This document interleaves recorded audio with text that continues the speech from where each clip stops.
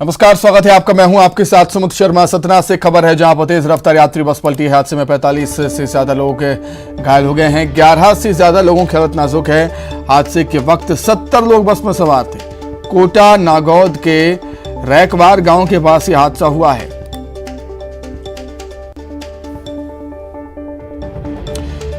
सतना से बड़ी खबर आपको बता रहे हैं। तेज रफ्तार यात्री बस पलट गई है। हादसे में 45 से ज्यादा यात्री घायल हो गए हैं। 11 से ज्यादा लोगों की हालत नाजुक है। हादसे के वक्त 70 लोग बस में सवार थे। कोटा नागौद के रैकवार गांव के पास यह हादसा हुआ।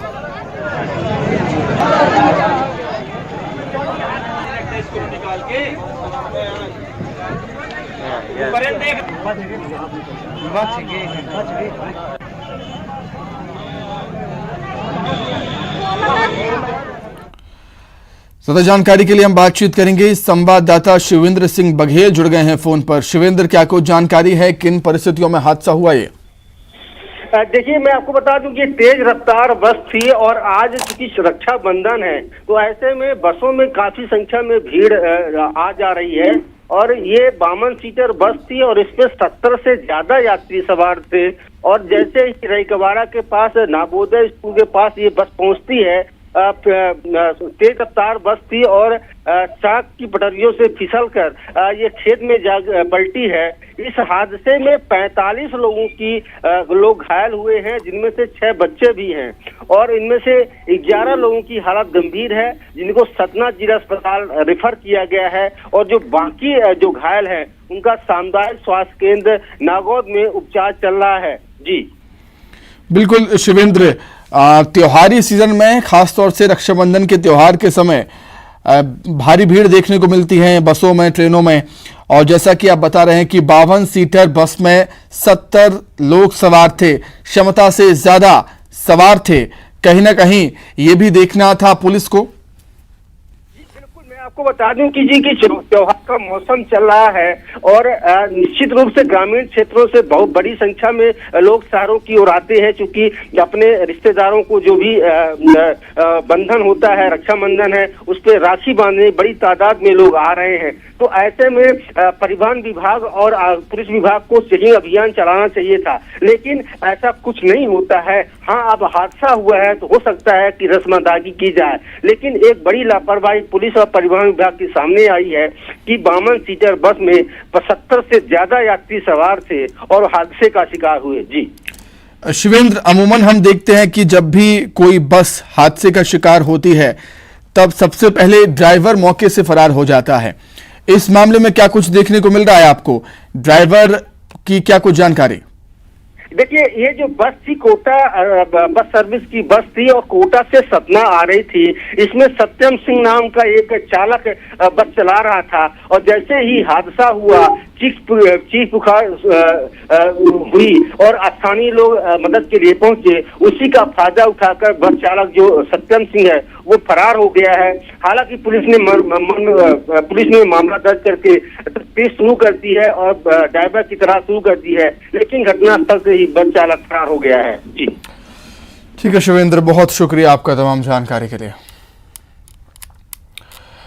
आगे बढ़ते हैं। सतना में टक्कर के बाद पलटी कार, सड़क पर आवारा पशुओं से कार टकरा गई। टक्कर के बाद कार पलट गई। 3 की हालत गंभीर है, घायलों को अस्पताल में एडमिट किया गया।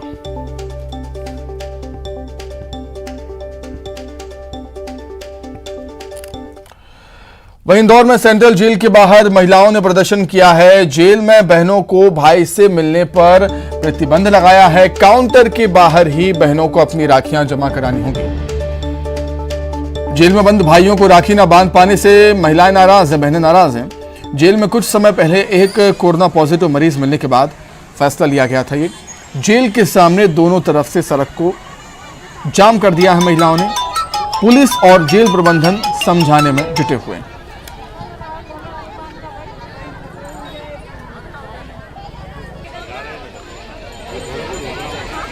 सेंट्रल जेल के बाहर की तस्वीरें आप देख रहे हैं। इंदौर सेंट्रल जेल के बाहर की तस्वीरें। महिलाओं ने प्रदर्शन किया है। जेल में बहनों को भाई से मिलने पर प्रतिबंध लगाया गया है। काउंटर के बाहर राखियां बहनों को जमा करनी होंगी। जेल में बंद भाइयों को राखी न बांध पाने से महिलाएं नाराज हैं।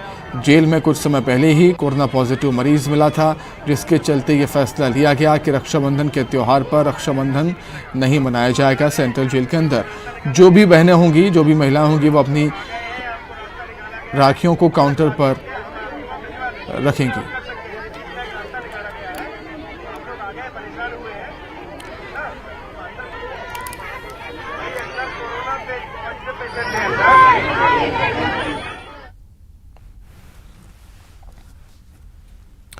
चलिए, ज्यादा जानकारी के लिए हम बातचीत करेंगे। संवाददाता विकास सिंह चौहान जुड़ गए हमारे साथ। विकास, जैसा कि आपने पहले ही बताया था कि पहले ही ये बता दिया गया था कि ऐसा होने वाला है, सेंट्रल जेल के अंदर महिलाओं को या बहनों को एंट्री नहीं मिलेगी, फिर भी प्रदर्शन क्यों?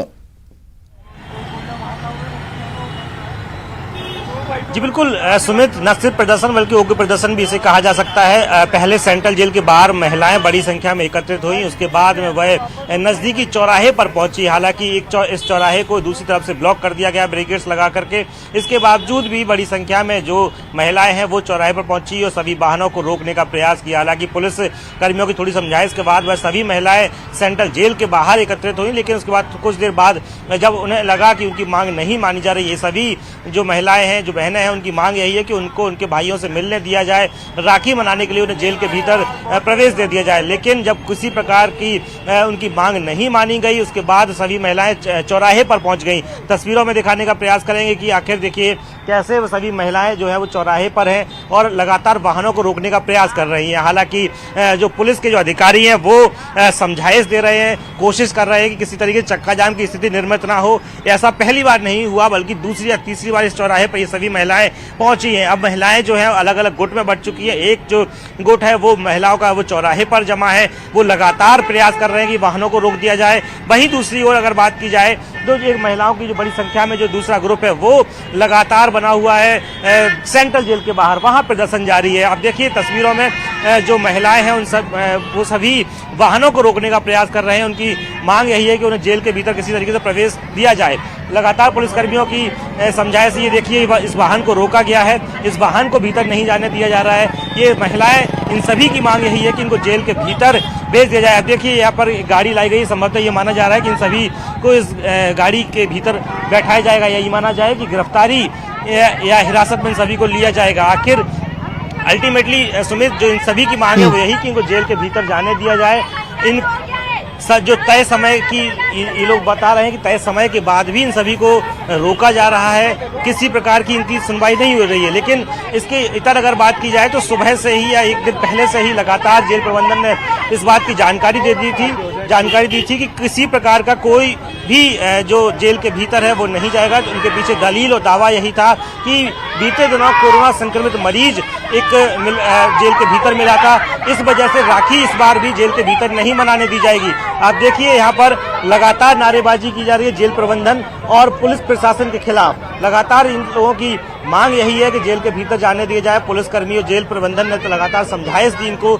समझाइश के बाद जब नतीजा सिफर रहा तो ये सभी महिलाएं सेंट्रल जेल से बाहर आकर के यहाँ पहुंच चुकी हैं। अब पुलिस नई रणनीति बनाकर इनको यहाँ से समझाइश के बाद और जरूरत पड़ी तो कड़े कदम उठाने के लिए भी तैयार है, ऐसा प्रतीत होता है। लेकिन जो महिलाएं हैं उनका जो प्रदर्शन, उनकी जो आक्रोशता है वो देखिए पुलिसकर्मियों से देखिए किस तरह से ये प्रदर्शन जारी है। आप खुद देखिए तस्वीरों में ये महिलाएं अपने भाई से जरूर मिलने जाना चाहती हैं, लेकिन पुलिसकर्मियों से इनकी बातचीत करने का तरीका देखिए, इनकी नाराजगी देखिए।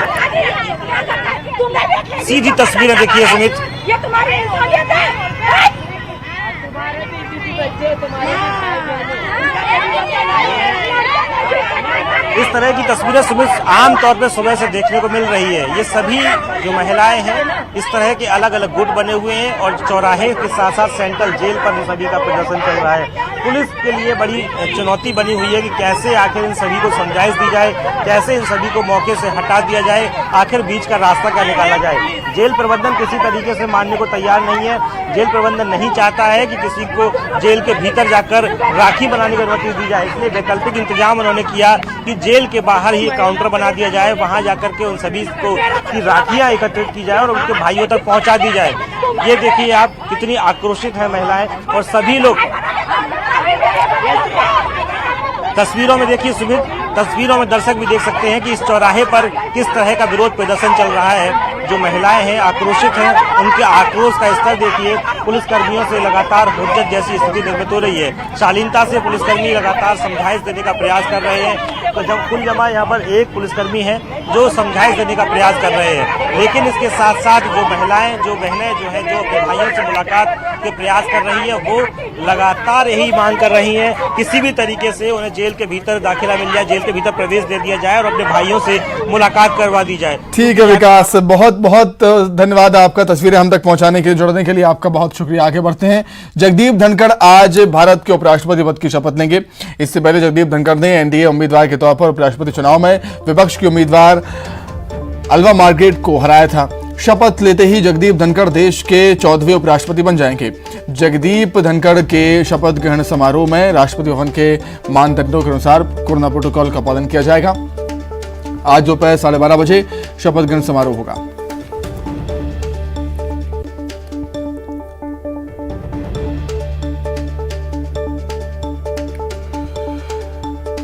तो जगदीप धनखड़ आज भारत के उपराष्ट्रपति पद की शपथ लेंगे। शपथ लेते ही जगदीप धनखड़ देश के 14वें उपराष्ट्रपति बन जाएंगे। ज्यादा जानकारी के लिए हम सीधे दिल्ली का रुख कर लेते हैं। वनीत हमारे साथ जुड़ गए हैं। वनीत, क्या कुछ तैयारियां हैं शपथ ग्रहण समारोह को लेकर? जी निश्चित तौर पर मैं आपको बताना चाहूंगा कि काफी भव्य कार्यक्रम जो है वो होगा, जिसमें मैं जो है वो जगदीप धनखड़ को शपथ दिलाई जाएगी, उपराष्ट्रपति पद की शपथ दिलाई जाएगी। और जैसा कि हम लगातार अपने दर्शकों को बता रहे हैं कि शपथ लेने के बाद वो 14वें उपराष्ट्रपति के तौर पर वो शपथ लेंगे और वो उपराष्ट्रपति बन जाएंगे। निश्चित तौर पर एक बड़ी बात है, एक भव्य कार्यक्रम का आयोजन किया जाएगा, जिसमें प्रधानमंत्री नरेंद्र मोदी सहित तमाम बड़े लोग जो है वो मौजूद रहेंगे। राष्ट्रपति भवन प्रांगण में यह कार्यक्रम होगा। 12:30 बजे यह कार्यक्रम होगा, जिसमें जगदीप धनखड़ को शपथ दिलाई जाएगी। एक और बड़ी बात मैं आपको बताना चाहूंगा कि विभिन्न प्रदेशों के मुख्यमंत्री भी इस कार्यक्रम में जो शिरकत करने के लिए यहां पर आए हुए हैं।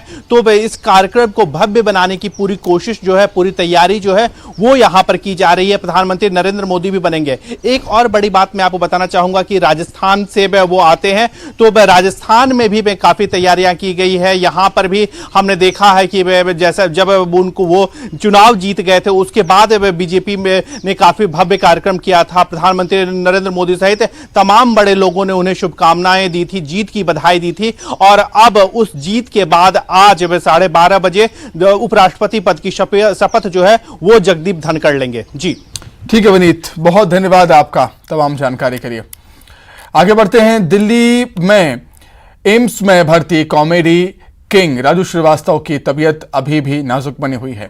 डॉक्टर्स के मुताबिक अगले 48 घंटे राजू के लिए बेहद अहम है। इलाज कर रहे हैं डॉक्टर आनंद गुप्ता ने कहा है कि राजू की हार्ट में स्टेंटिंग की गई है, लेकिन बीपी लगातार लो बना हुआ है। वेंटिलेटर सपोर्ट के साथ ही डॉक्टर राजू श्रीवास्तव की सेहत पर निगरानी नजर बनाए हुए हैं। राजू के परिवार में बेटी अंतरा, पत्नी शिखा श्रीवास्तव, मौसी रचना श्रीवास्तव, भतीजे मयंक, भाई सीपी श्रीवास्तव और दीपू श्रीवास्तव अस्पताल में मौजूद हैं। राजू श्रीवास्तव अभी यूपी फिल्म विकास परिषद के चेयरमैन हैं। खबर है कि जिम में वर्कआउट करते समय राजू श्रीवास्तव अचानक से जमीन पर गिर गए थे, बेहोश हो गए थे, जिसके बाद उनके हार्ट में 2 ब्लॉकेज पाए गए।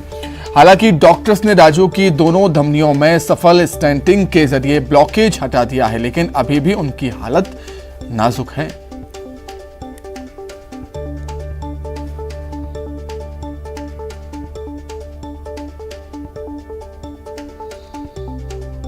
के दौरान दिल का दौरा पड़ गया। ऐसे में परिजनों ने उन्हें एम्स दिल्ली में भर्ती कराया। यहां के डॉक्टरों ने उनकी एंजियोग्राफी की। एंजियोग्राफी जांच में राजू श्रीवास्तव के हृदय की एक धमनी में ब्लॉकेज पाया गया। इसे खोलने के लिए डॉक्टरों ने एंजियोप्लास्टी की। उनकी हृदय की धमनी में 2 स्टंट डाले गए। बावजूद राजू श्रीवास्तव की हालत में सुधार नहीं हुआ है। ऐसे में डॉक्टरों ने उन्हें क्रिटिकल केयर यूनिट में रखा है। उनको वेंटिलेटर का सपोर्ट दिया गया है, लेकिन राजू श्रीवास्तव का बीपी लो अभी बना हुआ है। डॉक्टरों का कहना है कि 48 घंटे राजू श्रीवास्तव के लिए अहम है। उनकी हालत नाजुक बनी हुई है। कैमरामैन विपिन के साथ संदीप पांडे, न्यूज 18 दिल्ली। चलिए ज्यादा जानकारी के लिए बातचीत कर लेते हैं। दिल्ली संवाददाता फरहा खान हमारे साथ जुड़ गई हैं। फरहा, क्या कुछ जानकारी है, क्या कुछ अपडेट है राजू श्रीवास्तव की सेहत को लेकर फिलहाल? जी देखिए, लगातार राजू श्रीवास्तव की जो तबीयत है वो क्रिटिकल होती दिख रही है। कल से ही देखा गया कि उनको होश नहीं आया है। सबसे पहले उनकी एंजियोग्राफी हुई और उसके बाद एंजियोग्राफी हुई, सांस चले, लेकिन अभी कुछ कहना मुश्किल है क्योंकि उनको होश नहीं आया है और अभी उनके लिए 48 जो घंटे हैं वो बहुत क्रिटिकल बताए जा रहे हैं और उनके परिवार की तरफ से, उनकी टीम की तरफ से दुआओं की दरख्वास्त की जा रही है। जो फैंस हैं वो भी बहुत चिंतित हैं और सब यही दुआ कर रहे हैं कि वो जल्द से जल्द ठीक हो, क्योंकि उनकी जो तबीयत है वो ठीक नहीं है। और वहीं सीएम योगी ने भी जो है वो आश्वासन दिया है कि इनकी पूरी जो टीम है लगातार इलाज जो है वो जारी है और उनको कल वेंटिलेटर पर जो रखा गया है तो उसको लेकर लोग जो है वो बहुत परेशान हैं क्योंकि उनको होश नहीं आया है। एंजियोग्राफी के बाद ये माना जा रहा था कि उनकी तबीयत में सुधार आएगा, लेकिन ऐसा कुछ नहीं हुआ एंजियोग्राफी के बाद। अभी लगातार उनकी जो हालत है वो क्रिटिकल है और एम्स की तरफ से भी जो हेल्थ बुलेटिन सामने आया है उसमें यही बताया गया है कि जो हालत है वो लगातार नाजुक बनी हुई है और सबसे दुआओं की जिस तरीके से दरखास्त हो रही है, सीएम योगी कॉल करके कह रहे हैं कि आप जो हैं आप जो बेहतर हो पाएगा वो सब होगा। परिजनों से हालचाल पूछा जा रहा है, सारे परिजन उनके यहाँ आ गए हैं। तो देखिए, फैंस के लिए भी ये वक्त ऐसा है क्योंकि जो उनको हंसाते हैं, लोगों से कल हमने बात की तो लोगों का भी कहना था जो हमें हंसाते हैं, जो एक जिनको हम एक लाफिंग गॉड कह सकते हैं, उनकी ये स्थिति है। हम उनके लिए दुआएं कर रहे हैं कि वो जल्द से जल्द ठीक हो। तो कहीं ना कहीं सबके लिए एक झटका है और सबकी दुआएं लगातार हैं। अब देखना होगा कि ये जो दुआएं हैं ये कितनी काम आती हैं और जल्द से जल्द उनकी तबीयत में सुधार आता है या नहीं। और आपको ये भी बता दूं कि आने वाले जो 24 घंटे हैं वो उनके लिए काफी क्रिटिकल बताए जा रहे हैं क्योंकि कल से उनको वेंटिलेटर पे रखा गया है, ऑक्सीजन भी उनको दिया गया है और रात में उनकी जो तबीयत है वो और ज्यादा बिगड़ी है क्योंकि माना जा रहा था कि उनकी तबीयत में सुधार आएगा, लेकिन उनकी तबीयत में अभी कोई सुधार नहीं आ रहा है। इलाज जो है वो लगातार जारी है। ठीक है फरा, बहुत शुक्रिया आपका तमाम जानकारी के लिए। दिल्ली से बड़ी खबर, चुनाव में मुफ्त सुविधाओं के वायदों का मामला। राजनीतिक पार्टियों की मान्यता रद्द करने की मांग वाली अश्विनी उपाध्याय की अर्जी पर सुप्रीम कोर्ट में सुनवाई जारी है। सुप्रीम कोर्ट ने चुनाव आयोग को फटकार लगाई है, कहा है हमें हलफनामा नहीं मिलता लेकिन वो सभी न्यूज़पेपर को मिल जाता है। हमने आपका हलफनामा न्यूज़पेपर में पढ़ लिया है, सुप्रीम कोर्ट ये कहता है। सुप्रीम कोर्ट ने याचिकाकर्ता से पूछा है कि क्या सभी राजनीतिक पार्टी चुनाव के पहले अपना मैनिफेस्टो चुनाव आयोग को देती हैं क्या? केंद्र सरकार की तरफ से सुप्रीम कोर्ट ने कहा है कि ज्यादातर फ्री बी मैनिफेस्टो का हिस्सा नहीं होते। वो चुनाव प्रचार के दौरान वादे में कहे जाते हैं। खबर जशपुर से है, जहां पर पत्थल गांव में हाथियों का उत्पात लगातार जारी है। झंडा घाट में एक मकान को हाथियों ने तोड़ दिया, कई एकड़ फसलों को रौंद दिया। नुकसान के आकलन में वन विभाग जुटा हुआ है। जशपुर के पत्थल गांव में हाथियों का आतंक लगातार जारी। ये तस्वीरें देखिए किस तरीके से घरों को तोड़ दिया है, घरों को क्षतिग्रस्त किया है और फसलों को नुकसान पहुंचा रहे हैं हाथी। झंडा घाट में एक मकान को तोड़ दिया, कई एकड़ फसलों को रौंद दिया। कवर्धा से बड़ी खबर, भालू ने चरवाहे पर हमला कर दिया है। भालू के हमले में गंभीर रूप से घायल हो गया है चरवाहा। घायल शख्स का अस्पताल में इलाज जारी है। बोडला ब्लॉक के साजा टोला गांव का मामला। तो भालू ने चरवाहे पर हमला कर दिया है कवर्धा में। भालू के हमले से गंभीर रूप से घायल हो गया है चरवाहा, जिसका अस्पताल में इलाज जारी है। बोडला ब्लॉक के साजा टोला गांव का मामला।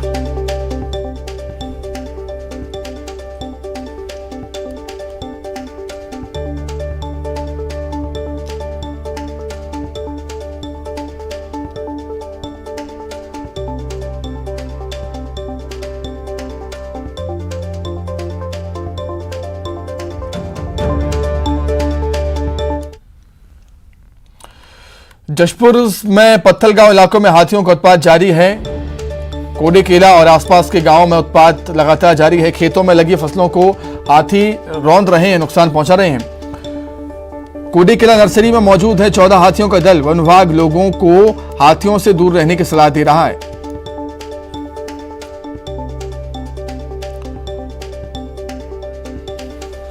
दुर्ग से बड़ी खबर है, खतरे के निशान के ऊपर बह रही है शिवनाथ नदी। शिवनाथ नदी के किनारे बसे बस्तियों में बाढ़ जैसे हालात हैं। एसडीआरएफ की टीम ने ग्रामीणों का रेस्क्यू किया है। ग्राम कोनारी में फंसे 3 लोगों का रेस्क्यू किया गया। जिले में 3 दिनों से लगातार बारिश का दौर जारी है। भारी बारिश हो रही है। उफान पर हैं जिले के सभी नदी नाले। 12 फीट ऊपर बह रही है शिवनाथ नदी। शिवनाथ नदी पर बना पुराना पुल डूब गया। मेहमाना निकट डूबा है। नदी के किनारे बसे कई गांव में पानी घुस गया है। कोनारी भरदा में फंसे लोगों का रेस्क्यू किया गया है।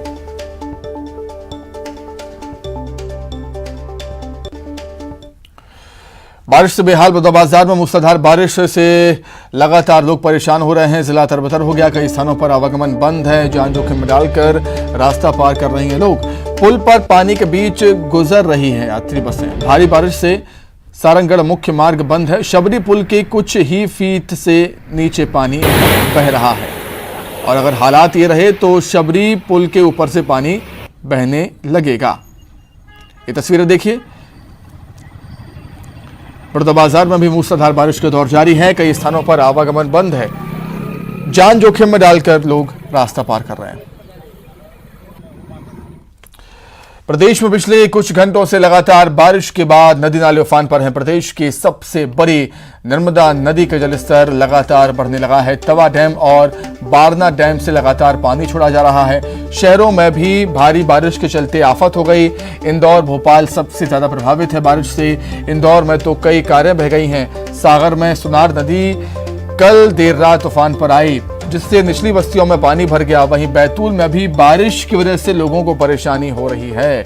सागर, इंदौर, बैतूल, हरदा, भोपाल, नर्मदापुरम, शाजापुर, खरगोन में कमोवेश एक से ही हालात, क्योंकि ये वो स्थान है जहां पर पिछले 2-3 दिन से भारी बारिश का दौर लगातार जारी है। हर जगह नदी नाले उफान पर। सड़कें सैलाब में सड़कों पर सैलाब है। लोगों के घरों में पानी घुस गया है। आना जाना मुश्किल हो रहा है।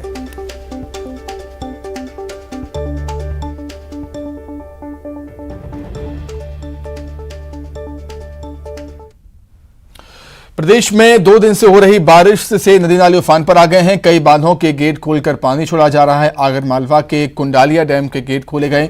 उज्जैन और आसपास के इलाकों में हो रही बारिश के चलते शिप्रा नदी भी उफान पर आ गई। नदी के किनारे जलमग्न हो गए हैं, जिसके बाद दिन में तेजी से नदी का पानी बढ़ना शुरू हुआ है और रात होते होते पानी का पानी बड़े पुल को पार कर गया। बाढ़ की वजह से नदी किनारे रहने वाले लोगों को बाहर निकाला गया है। तवा बांध से छोड़े जा रहे पानी से खंडवा में इंदिरा सागर बांध का जलस्तर 260 मीटर तक पहुंच गया। इंदिरा सागर बांध के गेट खोले गए। भोपाल में बुधवार को 6 घंटे में 2.5 इंच बारिश हुई। भोपाल शहर के लगभग सभी प्रमुख बाजारों, सड़कों पर पानी भर गया है। कोलार डैम के गेट खोलने पड़े हैं। इंदौर शहर में बारिश की वजह से 7 में से 3 तालाब ओवरफ्लो है। एक तालाब लबालब। यशवंत सागर के गेट खोलने पड़े। कई इलाकों में घुटनों तक पानी भर गया।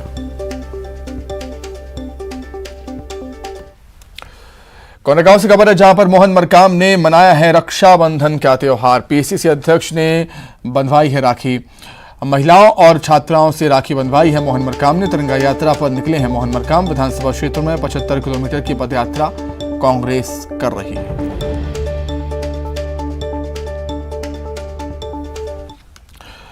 इसी के साथ ही फिलहाल इस बुलेटिन में इतना ही। खबरें लगातार जारी है। नमस्कार।